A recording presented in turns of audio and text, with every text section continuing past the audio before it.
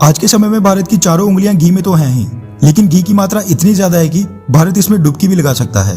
एक समय ऐसा था जब भारत के कावेरी इंजन प्रोजेक्ट में कोई भी देश भारत की मदद के लिए आगे नहीं आ रहा था, जिसकी वजह से यह प्रोजेक्ट बंद होने की कगार पर तो आया था ही, लेकिन पूरी तरह स्वदेशी टेक्नोलॉजी से बने फाइटर जेट का भारत का सपना आज तक पूरा नहीं हो पाया था। लेकिन पिछले कुछ दिनों से भारत के लिए कई अच्छी खबरें सुनने को मिल रही हैं। दरअसल कुछ दिन पहले कैग की रिपोर्ट में बताया गया था कि किस तरह फ्रांस ने कावेरी इंजन के प्रोजेक्ट में टेक्निकल असिस्टेंस और टेक्नोलॉजी ट्रांसफर का अपना वादा बिल्कुल नहीं निभाया। इस खबर के सामने आने के बाद भारत के लगभग सभी डिफेंस एनालिस्ट ने फ्रांस की कड़ी आलोचना करना शुरू कर दिया था, और इन सब को देखते हुए फ्रांस से ये खबरें सामने आ रही हैं कि वो भारत के स्टेल्थ फाइटर जेट प्रोजेक्ट एमका के इंजन को बनाने में मदद तो करेगा ही,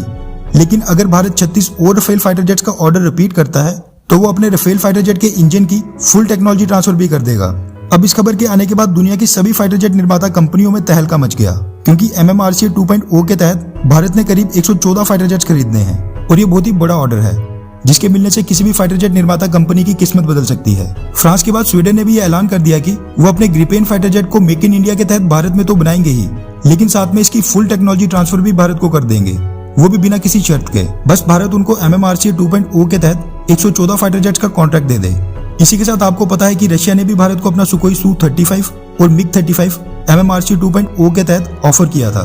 और अमेरिका के प्रतिबंधों की वजह से रशिया की अर्थव्यवस्था बड़े बुरे दौर से गुजर रही है। आप अंदाजा लगाओ कि रशिया, जो कि हथियारों के मामले में सुपर पावर है, उसकी अर्थव्यवस्था करीब 1.6 ट्रिलियन डॉलर की है, जबकि अमेरिका की अर्थव्यवस्था 21 से 22 ट्रिलियन डॉलर की है। ऐसे में रशिया को हथियारों का एक बड़ा ऑर्डर चाहिए था, और इसीलिए रशिया की मिग कॉर्पोरेशन भारत को अपना MiG-35 बेचने के लिए कई लुभावने ऑफर दे रही थी,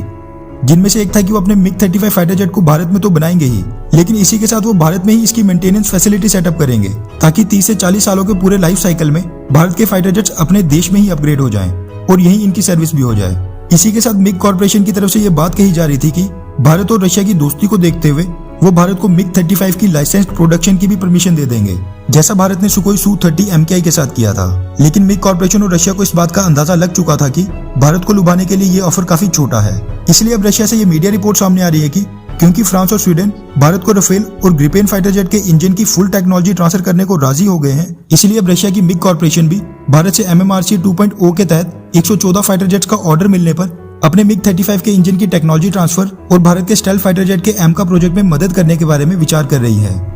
वैसे आपको क्या लगता है कि अगर रशिया MiG-35 फाइटर जेट के इंजन की टेक्नोलॉजी ट्रांसफर करने को राजी हो जाए तो क्या हमें 114 फाइटर जेट का ऑर्डर देकर रशिया की मदद करनी चाहिए, या फिर कोई और फाइटर जेट खरीदना चाहिए? नीचे कमेंट करके अपनी राय जरूर बताएं। अच्छा सुनो, चैनल को सब्सक्राइब करो, उसके बाद घंटी बजा देना ताकि अगली वीडियो आपसे मिस ना हो पाए। Thank you.